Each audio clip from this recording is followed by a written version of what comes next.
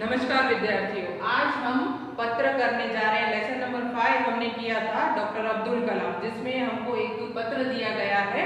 आज हम वो करने जा रहे हैं। तो वहां पर पत्र में प्रश्न था हमारा, देश की उन्नति और विकास एवं रक्षा के लिए आप क्या बनना चाहेंगे, किसान या सैनिक?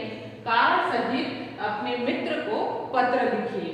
तो सबसे पहले आपको पता है कि पत्र में हम एड्रेस लिखते हैं। तो मैंने यहाँ पर लिखा है Sumit Verma, plot number 201, sector 8, Gandhidham और डेट। ठीक है। फिर हम संबोधन लिखेंगे, प्रिय मित्र राज। फिर सप्रेम नमस्कार। उसके बाद हम पत्र लिखना आरंभ करते हैं। तो सबसे पहले हम कुशलता पूछेंगे। मैं यहाँ ठीक हूँ, आशा करता हूँ कि तुम भी वहाँ ठीक होंगे। तुमने मुझसे पूछा कि देश की विकास एवं रक्षा में मैं क्या बनना चाहूंगा, तो किसान या सैनिक?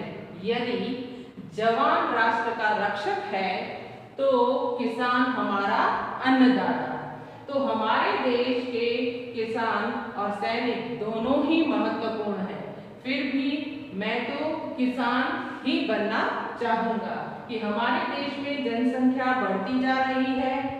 आज महंगाई बहुत बढ़ गई है। देश के लाखों बच्चे कुपोषण का शिकार हो रहे हैं। कुपोषण यानी उन्हें अच्छी तरह से खाना नहीं मिल रहा है, वो अनाज नहीं मिल रहा है जिससे उन्हें शक्ति प्राप्त हो उनके शरीर को।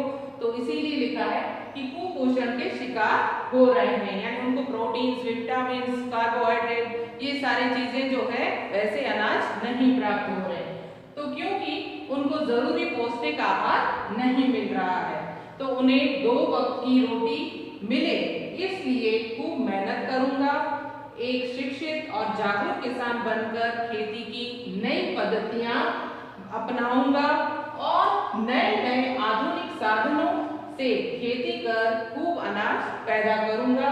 मेरा यही उद्देश्य रहेगा कि हर देशवासी को अनाज मिले, और खाली पेट तो देश का जवान भी देश की रक्षा नहीं कर सकता।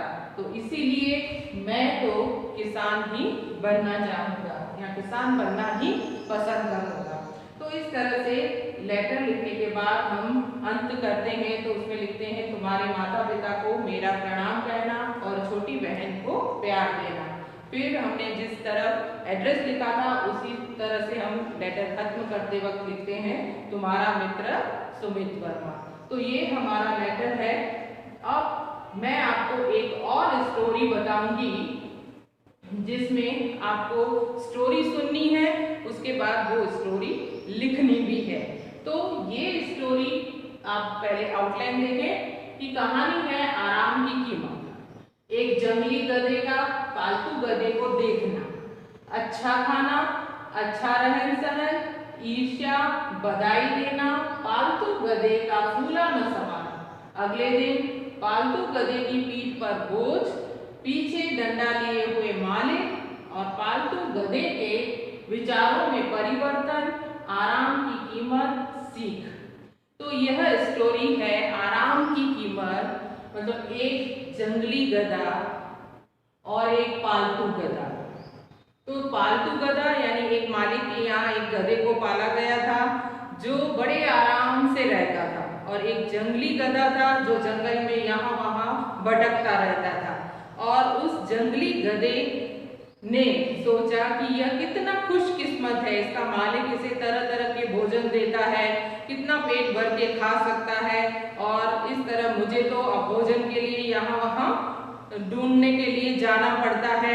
तो इस तरह से वो उस पालतू गधे को बधाई देता है कि तुम्हारी किस्मत कितनी अच्छी है, तुम कितने सुखी हो, तुम्हें तो हर चीज मिल जाती है, तुम्हारा मालिक जो है अच्छी तरह से तुम्हें रखता है। तो उसे ईर्ष्या होने लगी, तो वो जलने लगा उससे, और उसने बधाई दी। और पालतू गधे का फूला न समाना, यानी ये सब कुछ सुनकर वो पालतू गधा जो है वो बहुत खुश होता है, वह फूला नहीं समाता है।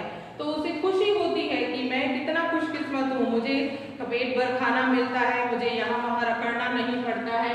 तो इस तरह से तो अगले दिन क्या होता है कि अब वो मालिक को उस गधे पर लादकर सामान, बहुत सारा सामान लेके जाना है।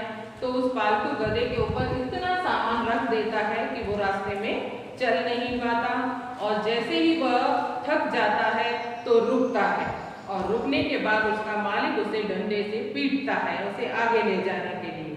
तो इस तरह से उसे मार भी खानी पड़ती है। तो मालिक की मार खाने के बाद उसे पता चलता है पालतू गधे को कि यह जो किस्मत मेरी अच्छी नहीं है, ये तो किस्मत उस गधे की अच्छी है जो भले ही खाने के लिए इधर उधर दौड़ता रहता है लेकिन वह आजादी से घूम तो सकता है। तो इसीलिए वो उसके विचारों में परिवर्तन आता है और फिर उसके विचार में परिवर्तन इस तरह आता है कि ये मेरा आराम नहीं, ये तो मेरे लिए बहुत ही बड़ी कीमत मैं चुका रहा हूँ। क्योंकि पालतू गधा जो है हमेशा गुलामी सहता है और जंगली गधा जो है वो आजादी से घूमता है। तो गुलामी से अच्छी आजादी है, भले ही कोई हम पर हुक्म न चलाए लेकिन हम आजादी से घूम तो सकते हैं। तो इसी तरह से अब इसकी ये कहानी है जिसकी सीख आपको लिखनी है। मैंने आपको शीर्षक दे दिया है, अब सीख आप लिखेंगे। बस इस तरह से ये पत्र भी लिखेंगे और ये कहानी आपको होमवर्क है और पत्र और इस कहानी के आउटलाइन का PDF मैं आपको भेज दूँ। धन्यवाद।